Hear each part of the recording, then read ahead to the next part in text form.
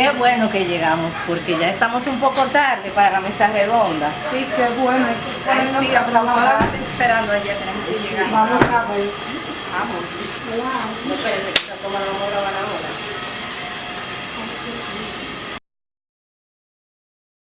Buenos días, Almi, querida. Hola, ¿cómo están? Bien, gracias, gracias. Hola, ¿cómo estás? ¿Todo bien? Siéntense, siéntense. Gracias. Qué bueno, hola, Andrés, ¿cómo te estás? Saludos, buenas. Hola. Lorena, ¿cómo está todo? Muy elegante como siempre. Gracias. Todo cambia en ti. Qué bueno que estamos todos aquí ya, porque este tema sí que está interesante, la tecnología educativa. Fíjense que estuve investigando y resulta que en los años 50 y los años 60 fue cuando comenzó el boom de esto, con el surgimiento de los más medios, que no son más que el radio, la televisión, todas esas cosas que fueron boom en los Estados Unidos. De ahí se comenzó a pensar que sería bueno utilizar estos medios como los proyectores y el cine para poder incursionar en la educación. ¿Cómo se podrían aprovechar estos medios para la educación? Ese fue el primer elemento. Hubo también un segundo elemento, que es cómo partiendo desde el conocimiento, el entorno del aprendizaje, llevar al ser humano a perseguir su propio conocimiento, que no es más que la psicología conductivista. ¿Cómo se podían ligar estas dos cosas en pro de una mejor educación? También existían los métodos y procesos industriales. Y fíjense que me llamó mucho la atención esta parte, porque aquí la revolución industrial grande de los años 50 y 60 comenzó en Estados Unidos. Estados Unidos estaba ya posicionado como una de las grandes potencias en este momento. Sin embargo, mientras otros países se ocupaban de recuperarse de la guerra mundial, en Estados Unidos estaban desarrollando la industria. Pero ¿cuándo fue que ellos se dieron cuenta que era necesario que se concentraran en la educación? Cuando Rusia tuvo un gran avance muy significativo al mandar el Sputnik al espacio, que fue el primer satélite que se pudo colocar en órbita. Fíjense que aquí entonces Estados Unidos dice, pero ven acá, ya los rusos están más adelantados que nosotros. Nosotros tenemos que invertir en educación. Y es aquí justamente cuando ellos se dan cuenta que necesitan destinar recursos para la educación. Y cómo esos avances que ellos tenían en la industria podían ser utilizados en el campo de la enseñanza y del aprendizaje. Y ahí comienzan a motivarse, a indagar en otras cosas. Inmediatamente, Skinner diseña una máquina de aprendizaje. Y a partir de ahí esto se empieza a promover a partir de los años 70. Toman este modelo de Skinner y empiezan a darle un enfoque racional y sistemático a la educación utilizando estos recursos que ya se estaban desarrollando, como el cine, la televisión, la radio, incluso avances más significativos y más grandes.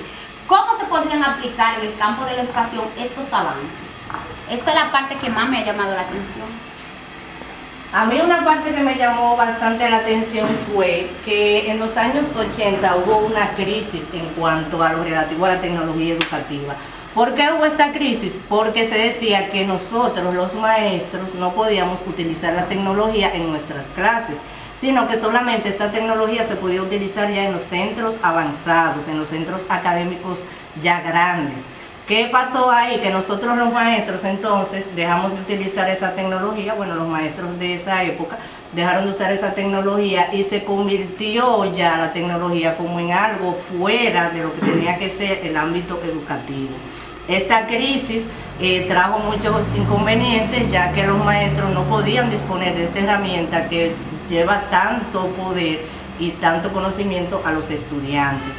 Ya en la década de los 90, ya surge una reforma en esta forma de pensar y ya vuelven otra vez a incluirse los medios tecnológicos en el ámbito académico.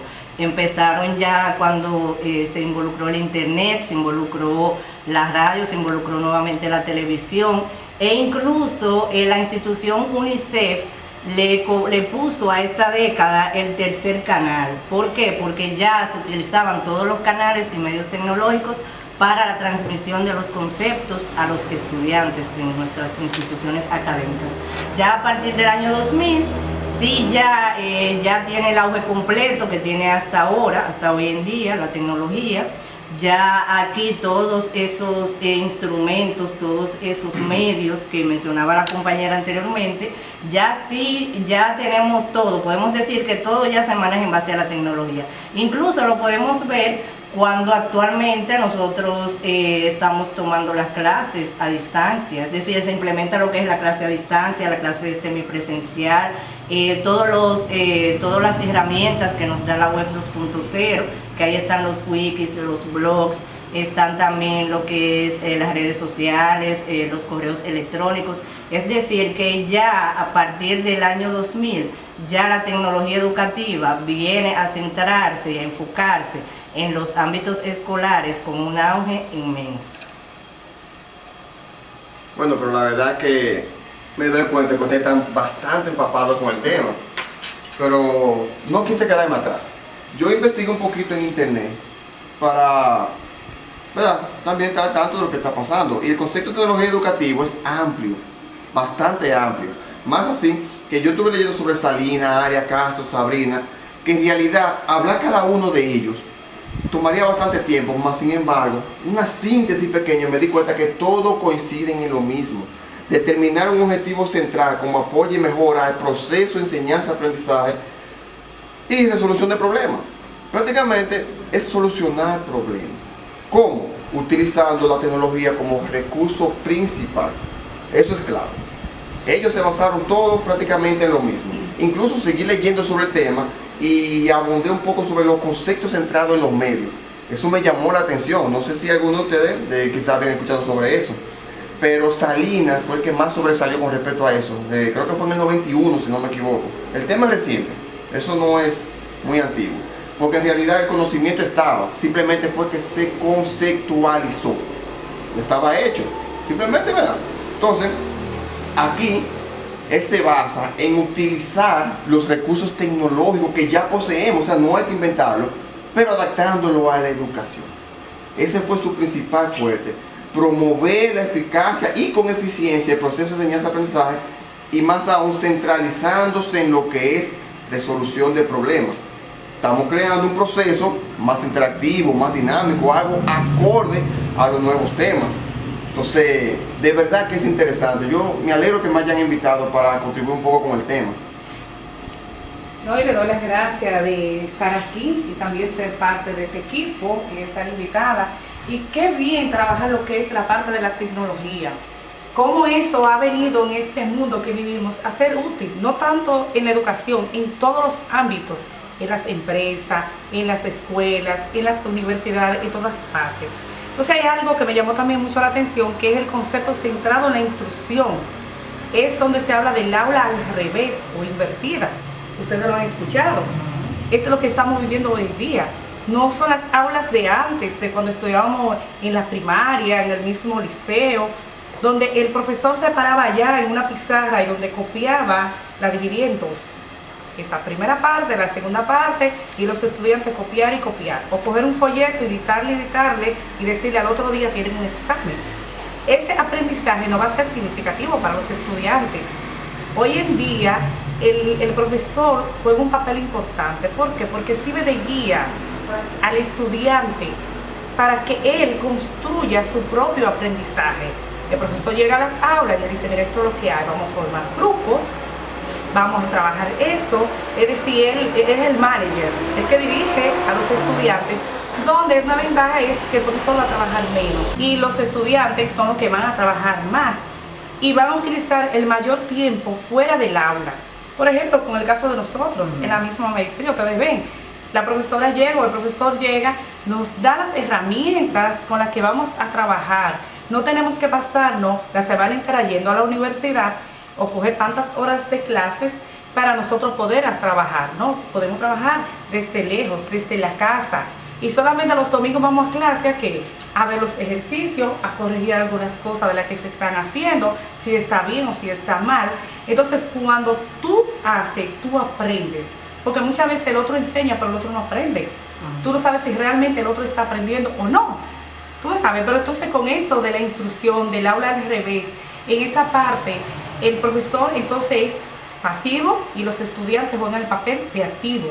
Son más creativos, están trabajando más y aprendiendo más. ¿Cuál es una de las ventajas que tiene lo que es el aula al revés o invertida? Que el ambiente de trabajo es más cómodo en el aula, el estudiante es más crítico, más participativo, está más activo.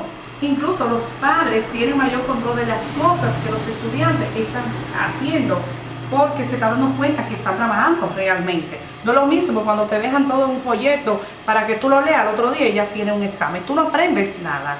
Es sumamente importante. De verdad que la tecnología ha llegado para solucionarle la vida y los problemas a nosotros los seres humanos. Muy interesante, compañera Marisol. Pero debemos tener en cuenta, o sea, tenemos que tener un punto de partida. O sea, ¿de qué estamos hablando? Tecnología educativa, que ha sido vista desde diferentes puntos de vista y los autores le dan diferentes definiciones. Uno de ellos, que es Gardner, que dice que puede ser entendida como un conjunto de técnicas sistematizadas y acompañadas de conocimiento, la que se utiliza para medir, diseñar y manejar los sistemas educacionales. También existe otro autor, el cual plantea que la tecnología educativa es definida como una aplicación, o sea, tiene un contenido organizado con la información que ya tenemos para mejorar la educación en diferentes aspectos. Por ello, Cabrero dice que la tecnología es un término integrador, es decir, que abarca un sinnúmero de ciencias, sinnúmero de tecnologías. También dice que es un término vivo, es decir, que ha sufrido una serie de transformaciones a lo largo del tiempo, como planteaba la compañera Agni y la compañera Cintia. O sea, ha ido evolucionando a través del tiempo. Y también se puede considerar como un término contradictorio, es decir, provoca defensas y también oposiciones frontales. Muy de acuerdo, compañero Anderson, con lo que usted dice y todos los demás compañeros. Siguiendo con su idea, podemos decir que la UNESCO establece algunas definiciones sobre la tecnología educativa, diciendo que esta ha sido definida como concebida como un fin educativo, como para revolucionar la educación, utilizando tanto medios audiovisuales como la televisión, ordenadores y otros tipos de hardware y software. Además, es un medio sistemático para concebir, aplicar y evaluar en los procesos de enseñanza y aprendizaje, utilizando recursos tecnológicos, y permite interactuar con el uso de ellos tanto a los profesores como a los estudiantes. Es decir, que con el uso de la tecnología dentro de la educación podemos tener una educación de calidad de una forma eficiente y efectiva. Podemos concluir entonces diciendo que la tecnología educativa debe ser concebida como un espacio intelectual pedagógico cuyo objeto de estudio serían los efectos socioculturales e implicaciones que para la educación poseen las tecnologías de la información en cuanto a formas de presentación, difusión y acceso al conocimiento y a la cultura de los ciudadanos. Wow, pero verdaderamente este tema ha sido muy interesante. Hemos aprendido mucho, hemos visto la evolución de la tecnología. ¿Qué creen ustedes? ¿Qué les ha parecido? Wow, a mí me ha parecido impresionante esas cuestiones que tú exponías, Marisol. Me dejaron boquiabierta porque en realidad antes éramos nosotros, me recuerdo yo, sentados ahí como guardias, no podíamos hablar ni decir pío ni movernos. Pero ahora, después que está eso de la educación invertida, de verdad que el estudiante sí tiene ya un papel muy participativo en todo esto que tiene que ver con la educación. Y tú, Marisol, dime qué tú No, mira, yo totalmente de acuerdo con estos cambios que han habido, esa transformación en las aulas, cómo el estudiante está aprendiendo más. Y como antes, mira, no existía lo que era tecnología. Y decían, bueno, los estudiantes aprendían más. Eso es mentira, yo no estoy de acuerdo con eso. El estudiante aprende más ahora. ¿Por qué? Porque es que construye. Y cuando tú haces la cosa, tú aprendes. O sea, mira, este material para mí ha sido tan importante, de verdad que estoy aprendiendo muchísimo, porque nosotros como docentes lo estamos poniendo en práctica, lo que es ya el aula invertida, pero con estos conocimientos que estamos adquiriendo ahora, yo le aseguro que ahora en este nuevo año escolar, las cosas van a ser diferentes, vamos a cambiar más la metodología de dar las clases, cómo vamos a organizar los grupos, cómo les vamos a llevar los materiales para que ellos trabajen. De verdad que vamos a marcar la diferencia. Eso, yo estoy muy segura de eso, de verdad que sí. Yo pienso en todas mis prácticas educativas, poner todo esto en práctica, que los grupos se conformen, que los muchachos utilicen recursos tecnológicos. ¿Qué usted opina, compañero Anderson? Bueno, me llama mucho la atención que hubo un tiempo que la tecnología no se utilizaba. No me imagino hoy en día, sin ni siquiera un solo día sin usar la tecnología. O sea, la tecnología nos ha facilitado en muchos sentidos. Por eso la estamos incluyendo hoy en día en lo que es la educación y se ve un avance significativo. Bueno, la verdad, yo mismo reconozco que estoy asombrado. Esto tiene una línea de tiempo totalmente evolutiva. Entonces, yo reconozco que con ustedes, aparte de que he compartido, he aprendido bastante sobre el tema.